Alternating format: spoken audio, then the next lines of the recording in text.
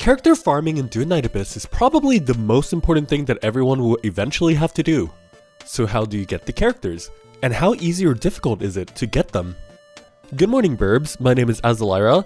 Let's take a closer look at how the secret letter system works so we can start farming and unlocking characters that we want from level 40 onwards. Which, by the way, to get to level 40, all you have to do is just finish the main story that's available from launch, because on all the playtests that I played, basically finishing the story gets you to around level 40, so how do you get the secret letters? Throughout playing the game, whether it be doing the main story quest, doing side quests, exploring the world, doing daily quests, doing weekly challenges, doing all sorts of things, will get you this item called the secret letter clues. Yeah, it's this gray scroll looking thing, it's kind of unimpressive. And once you have gathered up to 10 clues, which by the way, a daily quest gives you 15, so 2 days you actually get 30 worth of clues, you can trade them specifically to get the secret letter of the character that you desire.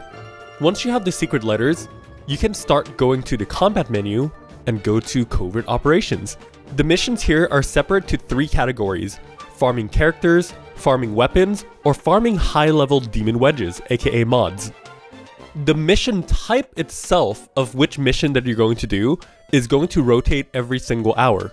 So it can vary between missions of, for example, defeat 100 enemies, or defend this tower for 3 waves, or kill this high priority target enemy thing, so and so on.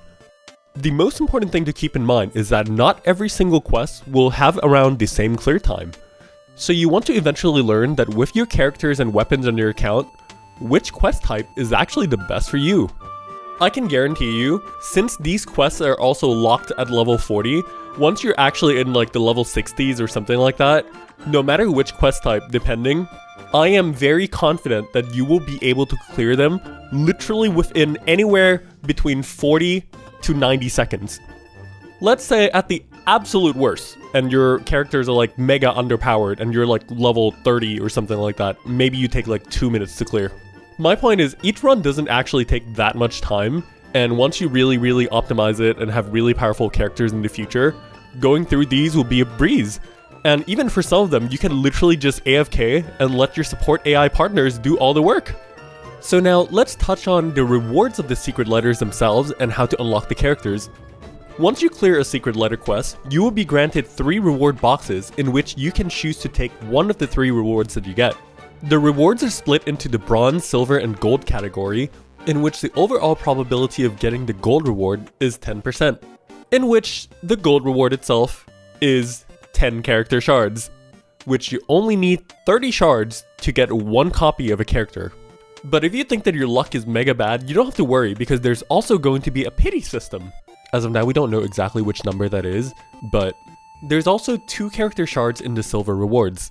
So honestly, as long as you're just diligent with farming and spend some time going through these secret letters, you should be able to get both characters and weapons and everything within like an hour or so of gameplay at most. But yeah, this is kind of like the universal system, which like I said at the very beginning, that it will be the same system here used to unlock both characters, weapons, and also very high level demon wedges. So this is going to be basically the endgame loop. Although, this isn't the end of the story, because how you obtain the secret letters of the new characters will not be as simple as just trading in the secret letter clues themselves, and it will stay that way for around a month or maybe a few months after their release, but eventually after all this they'll be put back into the shop or like some other modes or something like that. So if you're watching this from the future, don't blame me if Psyche and Fina cannot be obtained from like the Nocturnal Echoes or the theater or whatever. So anyways, when a new character is implemented, they will be put into the reward pool of the immersive theater, in which the immersive theater is the endgame mode, which will reset once every 28 days, pending change by the way, because the devs said on the live stream that they want feedback from the players of like how fast or how slow this 28-day cycle is. But the very first cycle from game release is going to be 28 days, so I'm just going to say 28 days. Anyways, the immersive theater will have 3 difficulties, so depending on like how far you are into the game, you can grind for a lot of the secret letters of the characters, as well as their signature weapon. By being able to clear all the nodes of the very first difficulty, and a little bit of the nodes from the second difficulty, you will be able to guarantee the character. For the record, in the betas, at level 60, I was able to clear up to 5 nodes of the 3rd difficulty with max stars. That being said, anything can change because, I mean, that's kind of beta information, but I would like to think that the system is relatively fair and they probably wouldn't change that because otherwise it'll be a little bit difficult for people who only are like level 40, 50s to like get all the characters, the new ones that is. But regardless of that, once this 28-day cycle of the new character in the immersive theater is done, a new character will come in, and the character that was on the rewards for the immersive theater before will now be put into the reward pool of the Nocturnal Echoes. The Nocturnal Echoes game mode is just a weekly boss challenge which you can clear 5 times off per week. You can get the secret letter of the character and also their signature weapon from the rewards of the Nocturnal Echoes alone. And other than this, the last way to get certain characters' secret letters is by playing the Mystic Maze, which is the weekly resetting roguelike mode. We don't exactly have details of how that's going to be done there, but yeah, I think this about covers everything. So overall, I think that this system is fine. The drop rates of the secret letters themselves are really generous. The drop rate of the character shards within the secret letters themselves is also pretty good. I mean, overall 10% per run, I'm in.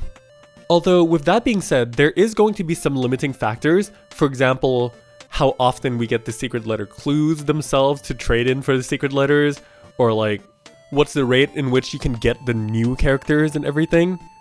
But honestly, I think that they're going to be able to give you enough to get the characters and everything, or at least like one copy of the character. But then if you want to go for like, oh, let's max dupe this character and like make this mega powerful, or like get the max refinement or enhancement of the weapons, you will either have to put in a lot of time and work on it, or literally just, well, whip out the credit card. But yeah, overall I really do think it's like, okay.